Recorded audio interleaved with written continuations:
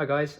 So as promised, shortly before I wrote this thread, I ran a poll asking how best to do it, and then volunteered to video record myself reading this thread so that it was slightly more digestible. It's going to be long anyway. It'll probably be cut up into several short chunks because Twitter truncates the amount of video that it's allowed to upload in a tweet by tweet basis. So I will do my best to make this as short as possible whilst also trying not to leave out some of the detail. So yeah, I should give you a trigger warning.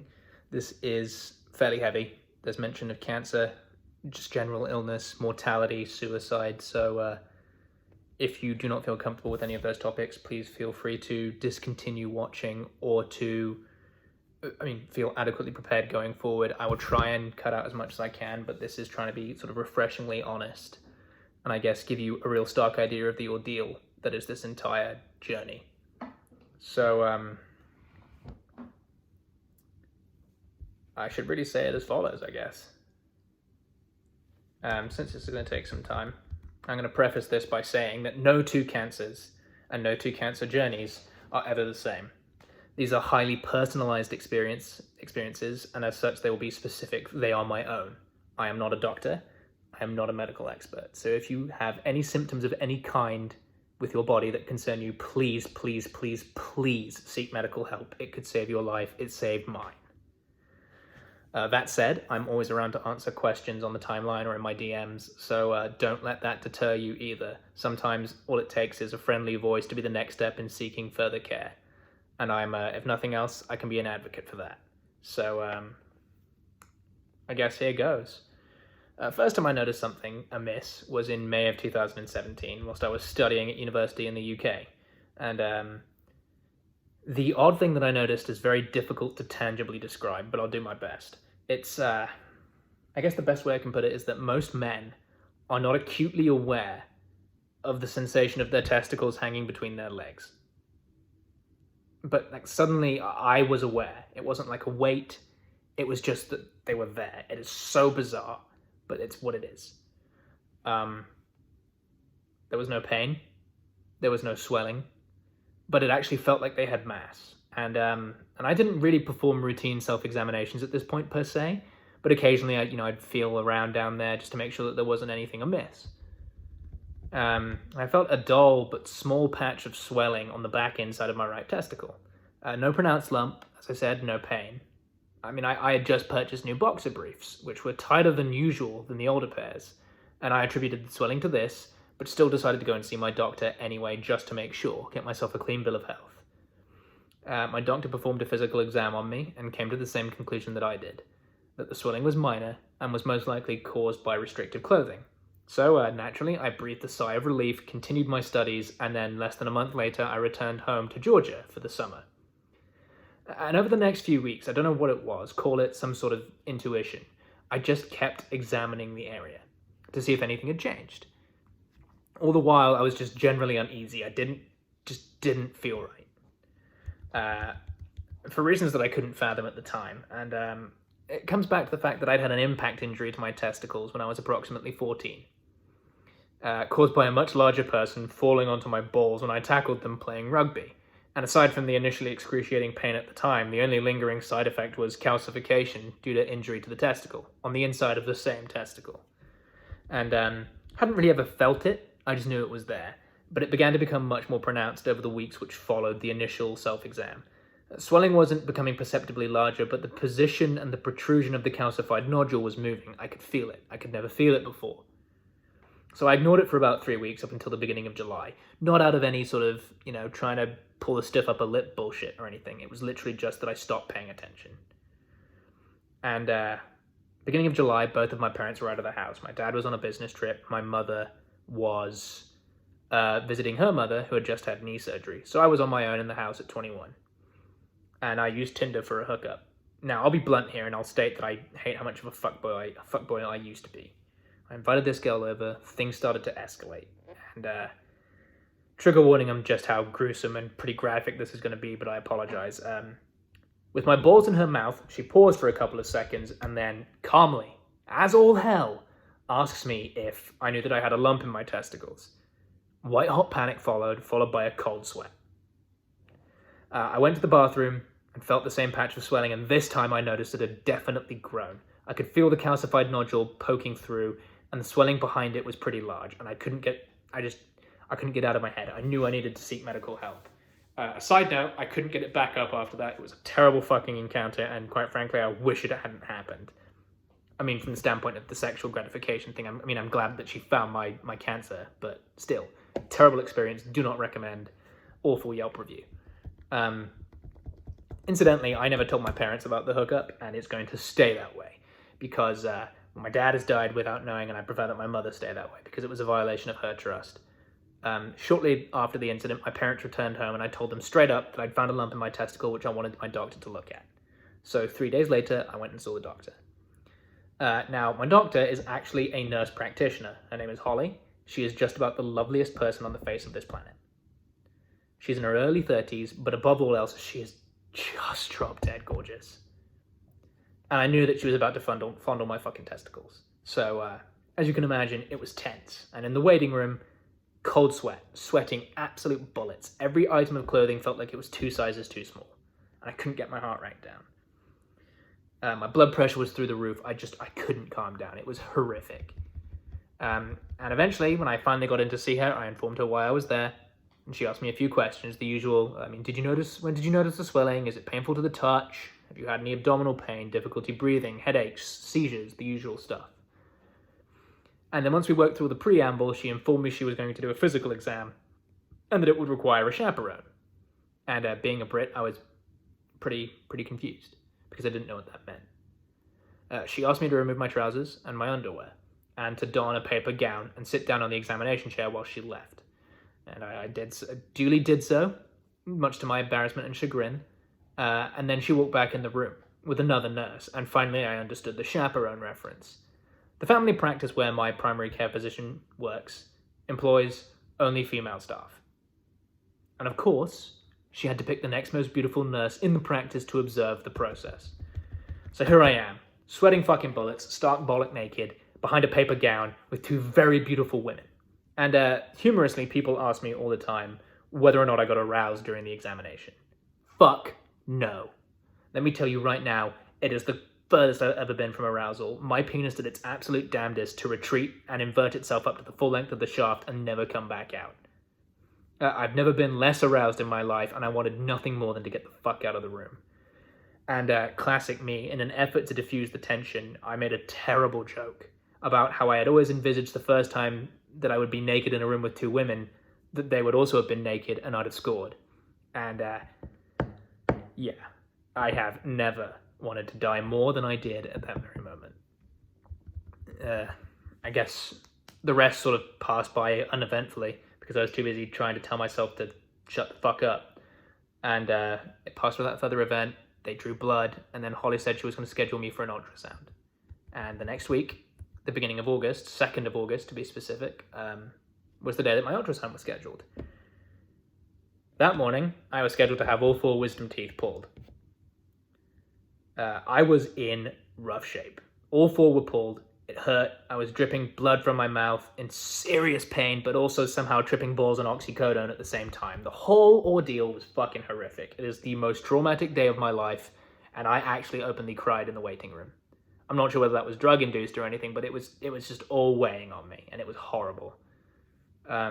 Ultrasound is fairly routine. I mean, a lot of people have had an ultrasound. Cold gel is applied to the region that they intend to examine, and an ultrasound probe applied. I don't really remember much of the appointment. The pain medication can account for that. I just know that my dad went in there with me and he had to carry my ass out. I was told I would receive results fairly promptly, and I got a call the following Thursday, which was the 10th of August, and I was informed that my blood work was clear and that the radiologist who had reviewed the ultrasound was confident that the growth wasn't cancerous, which was good news to me. But Holly wasn't quite sure. She said she wanted me to come back in and that they wanted to schedule a needle biopsy just to be sure. And that last statement raised a huge amount of alarm, largely because a needle biopsy performed to the testicle would have caused any cancer there to spread, as it would introduce blood flow to the area, thereby making it transmissible in the bloodstream. Holly agreed with this take, and she said that she didn't agree with the doctor's advice. She referred me to a urologist instead. So the next week, Thursday the 17th of August, I had an appointment with the urologist in Warner Robins, which is the city where I live. The admitting physician went on quite a spectacular rant, berating the radiologist who recommended a biopsy and saying that they should probably retire. I didn't agree with it, but I understand the frustration. So I was subjected to another physical exam, again by both the nurse and physician, and they decided that another ultrasound was necessary, but that they didn't have the equipment there. So they sent me off to their partner office in Macon, which is about 20 miles away. And they gave me an appointment in 20 minutes. So my mother and I fucking blue tail. I mean, it was unreal. We hightailed it to the office. Pretty sure we could have gotten pulled over at multiple occasions, but miraculously didn't run into any cops. So we made it to the appointment on time. They called ahead, scheduled me in. I was in there instantly. The doctor performed an exam and then said that I should have an ultrasound to determine whether or not there was vascular involvement in the growth. So make that now 5 physical exams. The radiologist at the clinic then performed the ultrasound, and she sat there with me and my mother for an hour and a half, poring over the screen, attacking from every angle. This woman was absolutely brilliant, and she is still someone that I keep in touch with today, and I'm honored to call a friend. I mean, kind of moribund circumstances considering, especially the whole staring for cancer in a testicle, and that being the first time we'd met, and her staring at my lifeless package. But she is a wonderful person, and she pulled every favor she possibly could to get me seen. And I'm grateful for that forever. My mother, despite my vehement protests, sat in the room with me. So for an hour and a half, my limp, lifeless man-meat just hung there, whilst they examined my testicle. And again, frustratingly, they couldn't determine from the ultrasound whether or not it was cancerous. So the radiologist, a woman called Natalia, called her friend, who was the head of radiology at the major hospital nearby, and asked for a consult. They pored over the ultrasound for 20 minutes, speaking in Russian the whole time. And then Natalia explained that she had a suspicion that she thought it might still be malignant, despite the lack of evidence. So I was scheduled for an MRI. Her friend pulled rank and got me in on the next Monday, and really went above and beyond in every way. They drew blood again on my way out, and we parted. And I cannot overstate just how grateful I am for Natalia's influence there, because her quick thinking probably saved my life. So come next Monday, I arrive for the MRI, and I didn't know what to expect. Now, hospital dramas on TV show MRIs all the time. But what they do not show is that the MRI fucking takes forever. I was handed a bottle of contrast solution to drink and attached to an IV, which also administered contrast. And I was on that gurney for almost 2 fucking hours. I was butt naked again, and the 2 female, again, MRI techs had to move my penis out of the way, and I had to lay there in the same position, arms over my head, in a 65-degree exam room, freezing my fucking ass off, whilst I was fed in and out of the MRI. And I was ready for this shit to just be fucking over. Finally, we left the hospital, and again, I couldn't fight off the nagging feeling that I wasn't going to get good news. But during the 4 weeks since my initial exam with Holly, I'd come to realize at this point that I wasn't afraid of what the diagnosis was. I just wanted to know. I wanted to prepare myself for the next step. I've always been an enormous proponent and believer in the idea that knowledge is power in any situation. The more that you know about something, the more that you can attack it, the more that you can use the knowledge of what it is to undermine it. And this was huge here. I figured that once I knew, I would be able to take on the next step armed with the knowledge and armed with the power to overcome it. So the next day, Tuesday the 22nd of August 2017, is the day that changed my life forever. My father was on a business trip and wasn't home, so it was just me and my mother. And in the afternoon, about 4 o'clock, my mother's phone rang and we received a call from the urologist himself. And on speakerphone, I listened, and I can remember the words pretty much clearly. This is almost verbatim. He said as follows. The MRI showed a region of vascularity on the interior portion of your right testicle, which the ultrasound couldn't reach. Also, your blood tumor markers show elevated levels of what's called LDH, lactate dehydrogenase, which is one of the tumor markers for testicular cancer. Normally, the upper limit is about 280 U/L. Yours is slightly high at 287. And for this reason, we believe that Christian has an early stage but possibly aggressive testicular cancer. The next step is surgery to remove the testicle.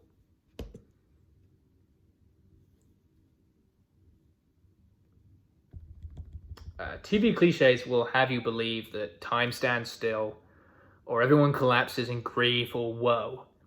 That wasn't the case. My mother fought back tears, but whilst my ears rang and I tried to process the news, all I could feel was relief. Again, I finally fucking knew what it was, and it wasn't going to be in my body anymore. It was going to be cut out pretty promptly. I felt powerful, I felt in charge, I was ready for the next step, and I was ready to make sure this went packing. It sounds so fucking cliche, and oh, I'm such a hero, but it's literally how it felt. There was never any thought in my mind whatsoever that it was going to be serious. It was just going to be surgery and then done. And the return call came not long after. And they said that they had an open slot for 10 a.m. the next day. So I jumped at it. The sooner this was gone, the better. The hours that followed were pretty surreal, honestly. It was like it was really out of body. It was bizarre. I called my friends in the UK and told them I wasn't coming back to uni yet. And they all seemed more scared than I was. There were a lot of tears. There was a lot of, I hope you'll be okay. And we're thinking of you. If you need anything, call me. I'll fly out there, whatever. My sister called me in tears, and that was the first time she'd called me in a year. That was pretty fucking nuts. Calming her down whilst laughing my ass off was difficult, especially because I knew I was fine and she was freaking out and I didn't expect it. I laughed. Stupid Brit in me. I couldn't cry. I didn't, and I just couldn't. All I could do was just be ready for the next day. So I prepped for the surgery that night, and you have to shave the entire area from your belly button down to your thighs. And if I can give one piece of advice in surgery prep to anyone who ever has to go through it, and I pray that you don't, do not, under any circumstances, use hair removal cream on your cock and balls. It burns, it fucking stings, it smells horrible, and more often than not, it renders you completely unable to hold your penis to piss. So yeah, just don't do it. With everything done, I slept easy that night, knowing I was on the right path to getting it all sorted. Now, some general information about the cancer itself before I proceed. Testicular cancer is a solid cell tumor. It spreads upward through the lymphatic system, working its way to the retroperitoneum, which is the fluid-filled space behind the membrane lining the abdominal cavity, by way of lymph nodes. And this is the primary method and pathway of metastasis of the cancer. It will then typically progress through the lymphatic system up towards the lungs. And then in severe cases, as happened to Lance Armstrong, it will progress to the brain. Sometimes other organs along the way can be affected depending on exactly which lymph nodes it binds onto, but generally that is the typical pathway. And for those who don't know, a testicular removal, known as an orchiectomy, is performed by making an incision on the inguinal hernia line on the hip, and not through the scrotum. And by that I mean, I'm not going to show you my penis or anything, it's just right there. There's the scar. So it's not what you would expect. And the reason for this is actually pretty common, and it draws back to the needle biopsy thing. It is to ensure that the cancer does not become introduced to the bloodstream. By removing it through the hip, you avoid involving the bloodstream. You also remove any connective tissue as well, which would also likely be affected by the cancer anyway. The surgery itself for me was an outpatient one, performed at the urologist's office, where I had the hour-and-a-half long ultrasound. It took about 2 hours. Obviously, you're put under general anesthesia because they're cutting you open. I was monitored for a short period and then sent home that day with another heavy dose of opioids. The after effects of the surgery were the aspects for which I was certainly the least prepared. I was told to expect pain and swelling, discomfort, difficulty moving, difficulty passing stool and urine. And this is pretty graphic again, so I apologize. The area from just below my belly button to mid-thigh on both sides, I turned every shade of black, blue, purple, red, orange imaginable. My penis was fucking black and blue. And whilst the only pain was in the immediate region of the incision, I couldn't fucking look at my dick. I couldn't. It was horrific. And it stayed that way for about 4 weeks. Right up until I started chemo, I couldn't even look at my penis. They gave me hydrocodone, and it knocked me out, made me feel like crap, and made me realize that, if I'm going to deal with pain, I'd rather go with lesser grade painkillers and actually maintain some sort of mental status. I could hardly move that whole night. So I slept on the couch that night with my mother not too far behind. So I got up to pee about 9 o'clock, and my mother walked with me because I nearly fainted from head rush upon standing. As I rounded the corner into the bathroom, I then actually promptly passed out and hit my head. And at the age of 21, I pissed myself in front of my mother. And that, again, remains probably one of the most galling and humiliating moments of my adult life, is peeing myself in front of my mother as an adult. So, with all of that out of the way, it took about 5 days for me to feel comfortable walking on my own. bruising took about 3 to 4 weeks to fade fully, and then there was the startling aspect of coming to terms with seeing an empty space where my right testicle used to be. And it was pretty fucking bizarre. I mean, I didn't have to deal with it for long, but it was still really strange. I returned to my urologist the following Thursday for another checkup. I still hadn't received pathology results, and I was informed that it had been sent to Johns Hopkins pathology department, and that depending on the type of cancer, I could need chemotherapy and further scans. I still laugh at the idea that FedEx fucked up the shipping label, and that some poor dude called John Hopkins living somewhere in Maryland had opened a package to find like slices of a cancerous testicle. I know it didn't happen, but like I still like to think that that's what actually happened, and it makes me laugh because I'm a sick son of a bitch. So the next day after the appointment is when the results arrived, and I overheard the call. I wasn't present for it. I just heard what my mother said, and I was informed that it was 95% embryonal carcinoma and 5% yolk sac tumor, so a mixed pathology, but the 95% was the most aggressive subtype, which meant that I would need to see an oncologist and I would need chemotherapy. And for the first time since this whole thing started, I lost my cool. I was angry. I was heated. I was pissed. I felt like the world was against me. I was meant to go back to university in 3 weeks, and now that looked nearly impossible. It looked like I'd have to defer my final year and leave all my friends behind. And I lost it. I was so angry, I screamed for about 20 minutes and threw just about everything in my bedroom, at bathroom, at the shower walls, breaking a bunch of stuff in the process. I mean, if I'd have been a Kyle, I'd have punched a hole in drywall, but unfortunately my name's not Kyle, so I couldn't do that. You know, meme stereotypes are important. But I was fucking furious. I was really upset. So, next week, I was back. Tuesday, September the 5th, the day after Labor Day. And now, let me tell you that this day was the second most traumatic day of my life, for various reasons. Shortly before 7:30, I had a 9 o'clock appointment. I heard my mother shouting downstairs. My mother and father were always the sort of school of couple who would bicker and argue loudly, but like they would go to bed without any anger or pain or malice in their hearts. They are the sort of people who bicker to get through their problems and somehow just function. It's amazing. So I figured they were just having another argument, and I went downstairs to go tell my mother to shut the fuck up. Because it was her voice I could hear and not his. I was going to say, 7:30, are you fucking kidding me? And then as I rounded the corner into their bedroom, I saw my father spread-eagled on the bathroom floor. And instantly I went into EMT mode. I went into training mode because my mother was screaming and trying to wake him up, and all that could go through my head was, okay, he's either had a stroke or he's had a fall. So it was trying to wake him and trying to work out the extent of the damage. I started trying to wake him, and when we eventually managed to wake him up, we checked him for concussion. He was alert but visibly confused. He'd passed out upon waking, it turns out, and had hit his head as he fainted. And there was a nice steady lump forming above his right eye. My mother was panic-stricken, utterly panic-stricken, but she knew that she had to get me to my appointment. So we called our friend Sherry to come keep an eye on him whilst he stayed at home, and whilst my mother and I went to my appointment. So this appointment today was a CT scan, which was designed to assess whether or not the cancer had spread to my abdomen. So my mother cried in the waiting room, torn over her duty to my father and her duty to me. And it was pretty eerie, and it fucking sucked, quite frankly. This procedure was relatively quick, in spite of the nurse tech fucking up my IV. Had some good banter with her. It was fun. You know, it's always good to laugh at situations like this, especially when it was a pretty bleak day. And that little bit of levity always helps. And after the scan was finished, I was told that I'd see the oncologist with results the next day. By this point, my father had become worse. He had complained of post-concussion and was eventually taken to the ER and admitted.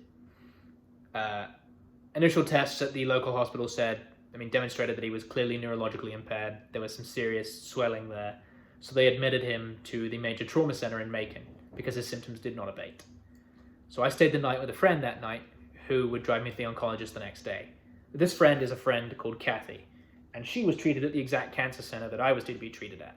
She is something that I like to call a sparent, or spare parent, and she was wonderful. She was a wonderful advocate. She was refreshingly honest. There was none of this, oh, it'll be okay, pat in the back type shit. She gave it to me straight. She said, you know, you're going to have to sack up. This is going to be fucking tough.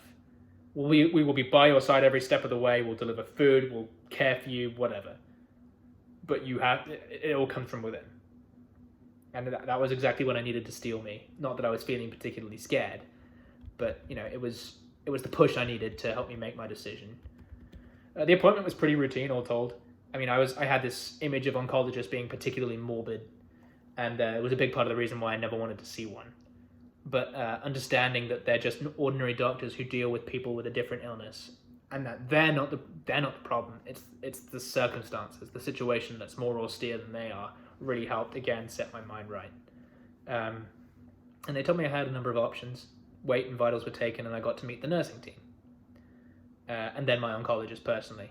Bradley is a lovely dude. One of the most fantastic healthcare advocates I've ever had. But the dude just couldn't look me in the eye. And, he's a funny dude. He's very funny when you get to know him, but he's just socially awkward. I guess a lot of brilliant people are, and he is brilliant. I was rapidly informed that the CT scan had showed no sign of metastasis, which was good. Although, they said that given that the tumor had invaded part of my testicle that would normally indicate pagetoid spread, I was being classified tentatively as stage 1B, and that I had a couple of options at my disposal.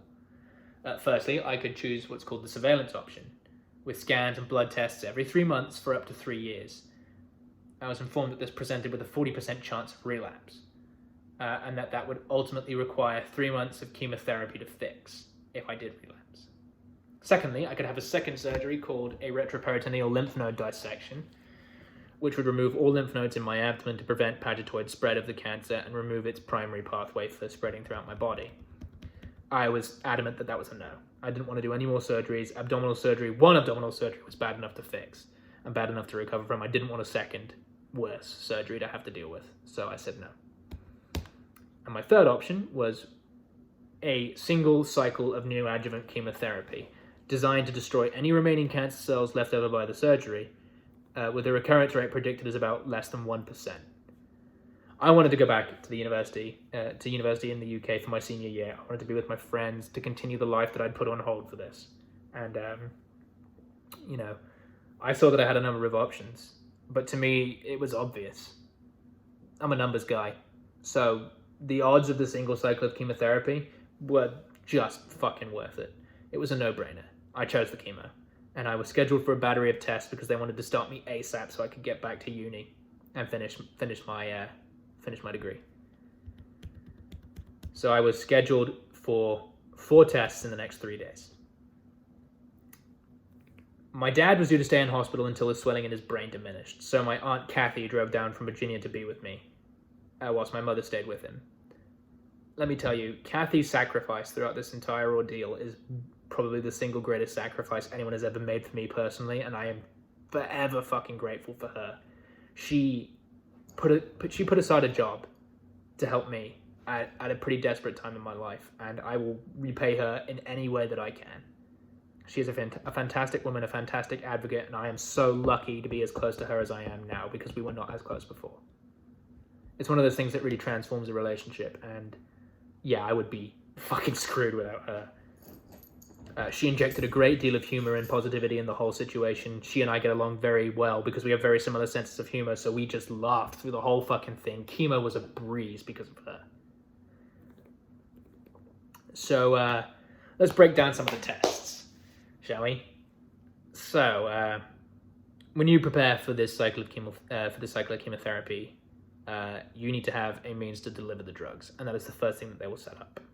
You can have what's called a chest port, or you can have what's called a PICC line, which is a peripherally inserted central catheter. Because they didn't want to be too invasive and dig through my chest, they decided that they would insert a PICC line into my arm, through which chemo would be delivered.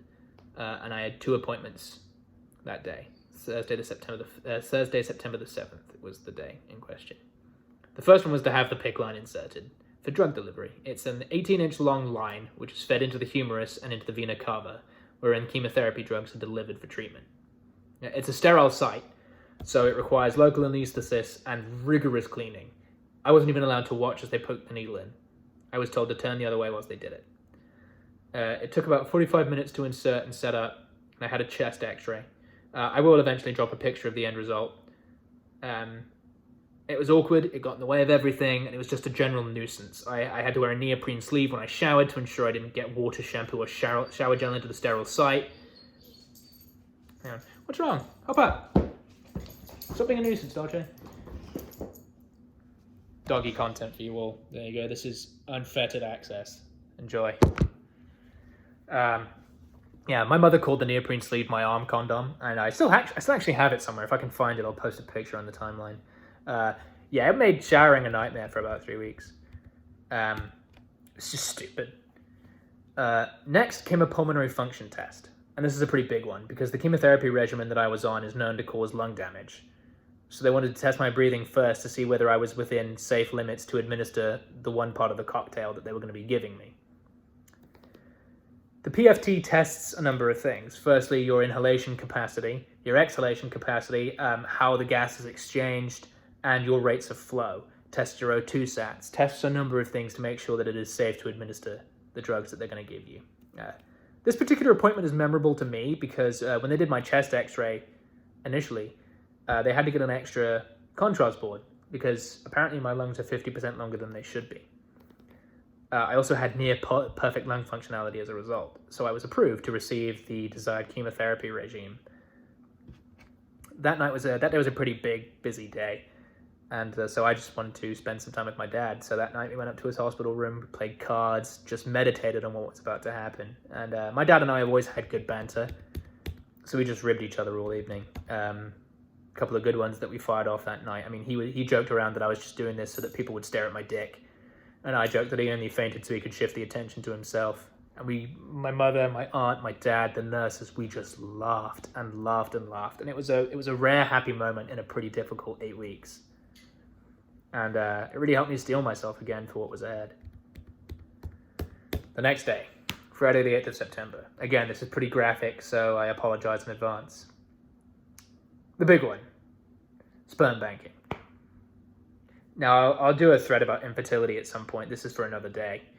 This all sort of cross-links and interlinks. It's cross-hatched, and it's just a fucking mess, but I will get around to it. Yeah. Obviously, testicular cancer is going to affect your chances of being able to give birth, and chemotherapy itself has an inherent effect on your fertility anyway, so they advise you, if you're going to have chemo, to bank some sperm. So, this ranks as the third most traumatic day of my life, behind the other two. I hadn't masturbated since the surgery nearly 3 weeks prior. I was still a little bruised, my pride was damaged, and I knew that there was little chance of me being fertile, but I still wanted to die trying. I was taken into an exam room by a gentleman who seemed just so suspicious and out of place in every way. This man was a doctor from Nigeria. Lovely bloke by all accounts, but his appearance threw me off instantly. Stained jeans, torn white shirt, lab coat with all manner of stains, scuffed black leather shoes. The tail of his shirt was sticking out through his fly. Just everything about this man put me on edge in the worst fucking possible way, which wasn't great considering I was about to masturbate in public. So I was taken into this exam room, and he basically told me where to shoot my baby batter and opened a drawer with some of the oldest and crustiest Playboy magazines I have ever seen. 2007 was an odd year, and it was one of the newest editions of any of the Playboy magazines in that room. No frontal nudity. No full frontal. I knew I wasn't going to be able to get my rocks off, especially having not touched myself for 3 weeks. So I went to the front desk after he left, asked for the Wi-Fi. I had the most awful and painful orgasm of my life. It was like ejaculating tapioca mixed with coaxing the last bit of toothpaste out of a nearly empty tube. I'd rather forget it, quite frankly, but I never will. I fired off my knuckle children, cleaned up, and left a review on the website. And I said that their Wi-Fi was fast and excellent for streaming, but that the literature needed updating and cleaning. I vow never to fucking set foot in that place again. As it turned out, I would do about 3 months later. Sorry, a year and a half later. My aunt came with me again, and I avoided making eye contact with her. I couldn't look her in the face. She didn't say anything, and I'm grateful for it. We went to see Dad, because the hospital was right around the corner. We figured we'd grab some lunch and just be with him. I'm still pissed at him for this years later, but I know deep down just how funny it is. I walked into his hospital room and he's sitting upright in his bed, which is the first time I've seen him do that since he got admitted. He's a big fucking bandage around his head. This motherfucker, is sitting there grinning, holding a quart-sized collection container. He goes, "It's been a while, buddy. It's been about 3 weeks since the surgery. I figured you might need something this big to catch your load." I died. I have never laughed so hard in my life, and it was all I could do not to throw my phone at him, because I was simultaneously mad. And I guess the one thing that really helped me was that both my father and I, through our respective journeys, we kept ourselves loose and lighthearted and just joked about the whole thing. We never wanted to feel sorry for ourselves, and we figured that by laughing at the cancer, we diminished its power, dismantled it completely, and made it easier for us to overcome it. So, again, just fucking around and being assholes is great fun, and I do miss the banter that I had with my dad sometimes. It was pretty fun. Even in the wake of everything that we went through together, it was what really kept us jovial. So, now it was time to wait for chemotherapy the next Monday. It was coming on fast. A little bit of science for you. My chemotherapy regime, and all chemotherapy regimes, are listed as acronyms, typically based on the drugs that are involved. So mine is what's called BEP, where each letter stands for a drug in the cocktail. B for bleomycin, E for etoposide, and P for cisplatin or Platinol, which is its trade name. It's a 3-week cycle. It is grueling and intense. The first week, you are in there all 5 days. Typically, on day 1, all 3 drugs are administered. And they sort out your antiemetics, they sort out your pain meds, get everything in place for you to get yourself through the cycle. Days 2 to 5 are just the etoposide and cisplatin pushed. And the second and third week are single-day infusions on day 8 and day 15 of the cycle, where bleomycin is the only drug infused. Blood is taken every day that you infuse, and you are constantly monitored to ensure that your blood levels, your vitamins, and your O2 sats, everything is normal. They measure your kidney function too. I knew I was in for a rough ride, and I was due to start on Monday the 11th of September. But a little storm called Hurricane Irma decided she would run through Georgia and delay chemo by a day by cutting off all the roads in the area. So I wasn't, in fact, going to start until the Tuesday. And that threw a little bit of complication in, which I didn't mention in the thread. BEP is one of the most highly emetogenic, or most likely to make you vomit, chemotherapy cycles out there. It is brutal. So I was given a full-on arsenal of antiemetic and anti-nausea medications, including but not limited to Zofran, Compazine, granisetron, dexamethasone, promethazine, but I was also given intravenous fluids. 1, to make sure that my fluid levels remained normal and that my vitamins and minerals didn't get out of whack. And 2, because they needed to push a diuretic. Cisplatin is excreted through the kidneys. So by ensuring that my fluid levels stay high and that I stay hydrated, I am also able to push the worst of the platinum out in my urine. So the first morning was a blur. A couple of Facebook posts, a couple of good luck calls, and then I was in the chair. I was given my primer cocktail of antiemetics, and about an hour in, I was ready to start the first bags.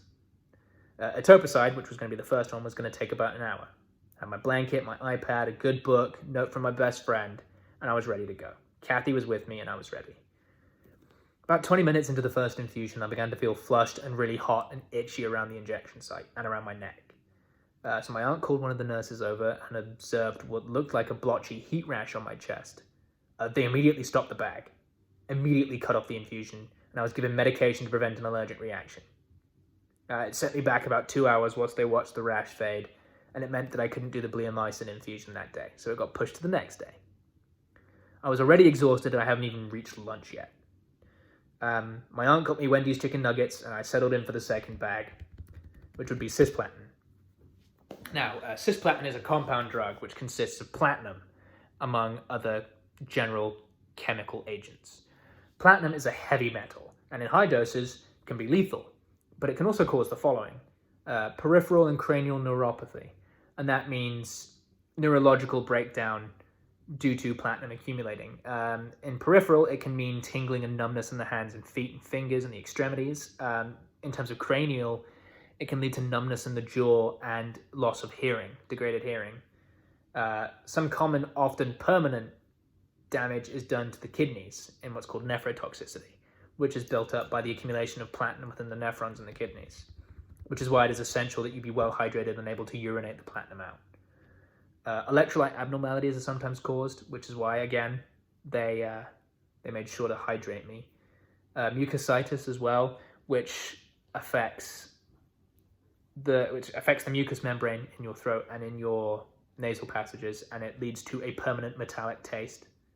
I still have that to this day. I can still occasionally taste metal. It's really quite fun, especially when you eat really salty foods. It can cause liver damage. It can also cause what's called myelosuppression, which leads to nervous breakdown and tingling because it breaks down the myelin sheath within the nerves. As I said, to prevent kidney toxicity, they push an industrial strength diuretic through you. And most people think of a diuretic, you think caffeine, you think coffee, you think, oh, I just need to pee and occasionally poop. This isn't just needing to pee. This involves feeling the urge to piss like a racehorse every 10 minutes for 90 minutes without drinking any water and without feeling thirsty. The cisplatin was making me feel very nauseous too. So about the third time I got up, I didn't really want to get up. I knew I was going to vomit.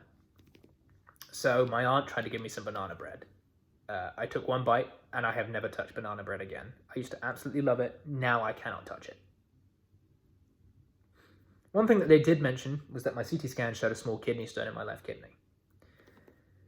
So with the industrial strength diuretic, when I got up to pee the third time, it shifted. It was blindingly fucking painful. So I was attached to this IV pole, platinum and fucking poisonous agents being pumped into my body. I felt sick to my stomach, and I had a kidney stone break through me. I had to clutch the IV pole for support, and to this day, I have no idea how I managed to walk into that bathroom. It was the longest 40 feet of my life. And I was pretty much followed in tow by 3 nurses and my aunt. But I managed to beat them to it and lock the door because I didn't want anyone in there with me. To this day, I still don't know if I was going to pee, vomit, pass out, cry, or all 4. I eventually managed to get a stream going, and I felt the stone pass. And I heard it hit the bowl. As soon as I finished peeing, I fainted. Passed out cold. Somehow didn't dislodge my IV or cause myself any serious damage, but I did wake up about 30 seconds later, drenched in sweat, to a nurse standing over me with my cock still out. So that was fun. That was always great fun, and I told my aunt not to come in. They took me back to the chair, pushed a ton of Ativan in me, and I passed out again for the rest of the infusion. And I don't remember being hydrated, but it followed. I never vomited that day, but I still felt fucking terrible. As I say, I'll go into detail about side effects in a moment, but I will say this, that the rest of the week passed uneventfully, even on the Saturday when I ended up having to actually go to the general hospital to get my infusion. Had a lovely Greek nurse that day who made me the most amazing chicken salad sandwich, and ever since chemotherapy, I have been fucking obsessed with chicken salad. Never really thought much of it before, but chicken salad is like the food of the gods. So, side effects. Nausea and vomiting are pretty much universally associated with chemotherapy, but there are a number of others which are pretty common too. The less commonly mentioned ones are difficulty hearing, passing urine, defecating, moving, trouble sleeping, nightmares, and night sweats are others. Restlessness was a big one for me. We went on walks in the evenings after my chemotherapy treatments just to get my dad out and about too. And it was good, but at the same time, my body ached. It felt like I'd gone 12 rounds with Mike Tyson. My entire body hurt. I wasn't particularly afflicted by nausea. I had some, mostly during the infusions, but I never vomited, and to this day I'm still so proud that I managed to survive that. I couldn't sleep properly. The Ativan was affecting my sleep cycle. Hang on. Dolce, quit it! Stop trolling. Stop trolling for food. You want up? Come on. You done? Good girl. Yeah, sorry about that. Again, the Ativan was fucking with me. I would wake up in the middle of a sleep cycle. I'd be grouchy. I wouldn't be able to get to REM sleep. I was restless. I ached. I was so tired. And it was just not fun. So as soon as the first week was over, I kicked the Ativan. I figured I wouldn't need it anymore because I was no longer having intravenous infusions. That said, though, I mean, I was really regimented about my hydration, about eating. My dad was discharged from the hospital during the week, and making sure that he was well fed and well watered, especially after all he'd been through, was essential. Because I mean, it was a give and take. Like, I was regimented about it, and they pushed me to make sure that I kept well fed and well hydrated because they didn't want me to get sick. And I didn't want them to get sick, and I wanted to make sure my dad got his strength back up. So I ate well and I ate often. More often than not, it was what I wanted to eat, but I left it open to my dad too. Because again, I didn't know if I was going to be able to eat much longer. So I just tried to make sure that I was well fed. The best way to overcome nausea, as far as it comes to chemo, is to take it one day at a time and listen to your body. I mean, it also helps if you eat something that tastes good, so that when you vomit, it isn't so unpleasant. I personally recommend strawberries. The last time I threw up, I ate strawberries, and it actually wasn't too horrible an experience. But I also recommend that if you do feel like you're going to vomit, ginger ale, Sprite, anything with a little bit of fizz, a little bit of carbon helps. When it comes to infusions in the chemotherapy chair, they're long days, cold buildings. Bring a blanket, some warm clothing. Make sure you have something to pass the time, a book, music. Movies get old very quickly, so I recommend TV shows. But above all else, the company was the big one for me. Like, having some really, really good company helped. Because you need a lot to keep you occupied during the 8 to 10 hours that you'll sit in that chair. You'll also learn to become so in tune with your body during the infusion that you can literally feel the drugs coursing through your body. Okay, that's actually a lie. You can feel the drugs coursing through your body because they're ice fucking cold. You can also feel the contrast. Something I didn't mention in the thread too is the fact that I can't stand medical grade saline anymore. Anytime that they push anything through your PICC line, they have to flush it using saline. And it has just a weird aftertaste. And you can taste it in your mouth and in your nose. And every time I did it, I felt like I was going to throw up. So I would carry coffee grounds with me to inhale as they were pushing the saline to try and make it less unpleasant for me. So that's just a little tip which helps too. The net result of everything is that with being particularly regimented and listening to my body, I actually gained weight at the end of chemotherapy. Worst part of it, I guess, the whole time was the restlessness, the mental fog, and the grouchiness. Especially because at the end of the first week, they give you a whole other cocktail of medications because that's when the nausea is at its worst because you're withdrawing from the platinum. Your body's trying to filter it out. So I felt like crap. But they give you a whole cocktail of medications, like 12 or 15, to try and get you through the worst of the nausea at that weekend. And I really struggled to manage that regimen. And it was, to this day, I still have the metallic taste in my mouth, still can't eat banana bread. I still struggle to manage medication regimes involving 3 or more medicines. But at the end of the day, it wasn't too bad. I will say this. I didn't mention this during the thread again because I ran out of space, and a 100 tweet thread, it's really difficult to get all of the emotions out. My dad shaved his head in order to account for the new head wound from his brain biopsy. So when I started losing my hair a week later, we did a ceremonial shaving. It's weird. Your head really hurts. It's like having your hair up in a ponytail. You can feel the pulling on the scalp. Your scalp is irritated. It's sore. And it wasn't like it hurt when the hair fell out. It was just the scalp was hurting. I could reach up to my head and just do this and pull out a fat chunk of hair. I tried washing my hair in the shower that morning, and every time I did it, I couldn't see the shampoo suds for the hair that was coming off, and I freaked out. Mid-shower, turned it off, still had soap in my hair, ran downstairs, like, Mom, we're fucking shaving it. And so we did. She cut it short at first, but that made it worse because the shorter the hairs were, the more they were like needles digging into my scalp. So eventually I shaved it all off, went completely bald, and it's not a decision I regret. Because, you can accessorize with hats and shit, and, washing your hair is really easy. Like, you don't have to deal with really coarse, thick hair. It was nice. On a more somber note, however, whilst my father was in hospital, they found evidence of cerebral edema with some sort of mass effect, which they biopsied. About a month and a half later, he was diagnosed with what's called grade 2 astrocytoma, which is a slow-growing but ultimately terminal brain cancer. My father and I will always be brothers in our cancer journey.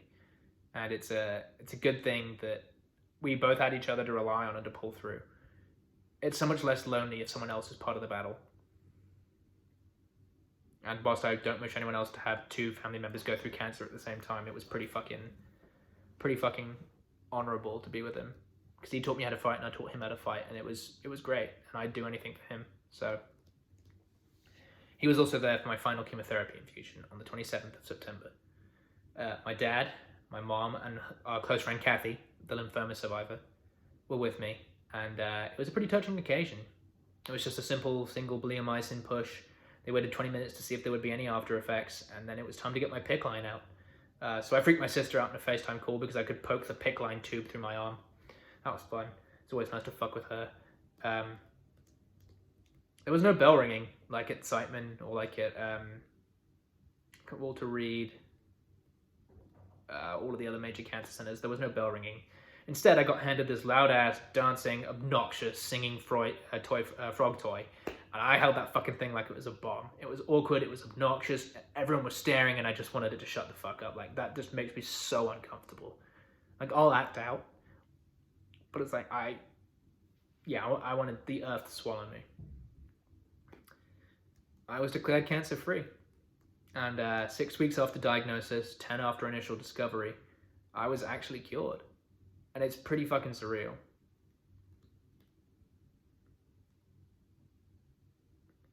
I know that I'm pretty fucking fortunate to have survived this. I had a stage 1 testicular cancer, which, yes, while aggressive, is easily curable. Testicular cancer is a 95% cure rate. And that's thanks in no small part to modern medicine. Without platinum-based chemotherapy, a lot of cancer survivors wouldn't survive their cancers today. What I do know is that while I live, I'm still an advocate. I'm here, I do know. I will empower myself to keep myself informed. The best thing that you can do is keep yourself informed of anything, because you never know when it might relapse, when it might recur. You never know when someone else might reach out to you and say, hey, I have this lump on my testicle. Or, hey, I've been feeling pretty crappy lately, should I go see the doctor? And it can save lives. And knowing that I'm an empowered advocate helps me to help others. And that is, I guess, a kind of moribund, but at the same time, empowering purpose. And I'm here for that. And I'm lucky I survived. My dad didn't, but he fought like absolute fucking hell. He showed cancer who the real boss was, and though cancer ultimately claimed him in the end, my dad fought with honor and dignity, and I will forever be proud of the way that he handled himself during the whole fucking thing. In conclusion, yeah, life after cancer is hard. It's filled with fear and uncertainty. But I know that above all else, the strength that I gained from this experience and that enables me to continue to fight the new demons that arise is a big part of who I am today. It's this experience that has provided me with the absolute benchmark of just how much shit I can take. When going gets tough, I can always do this. And I've dealt with suicidal ideations since, and it's ultimately the reminder that I fought cancer and survived that gets me through. If I can survive something that is literally designed to take over your body and kill you, then I can survive anything that my brain throws at me. So yeah, no, I know that this is going to be a long thread of videos, and I apologize to that. But if this information is useful to even one person, then this has not been a wasted effort. This has been a 54-minute video. But all I can say is I'm grateful to everyone who took part and who was involved, I guess, in helping me come to terms with this thread. I owe a number of acknowledgements. I'm not going to, but you know, it's for sticking alongside me. I'm grateful for everyone. I really am, and it means a lot. So yeah, fuck cancer. Live long, live well. Go Cardinals, go Blues. I don't know what else to end this on. This is pretty fucking lame. Let's see. Oh yeah, I got a fake testicle.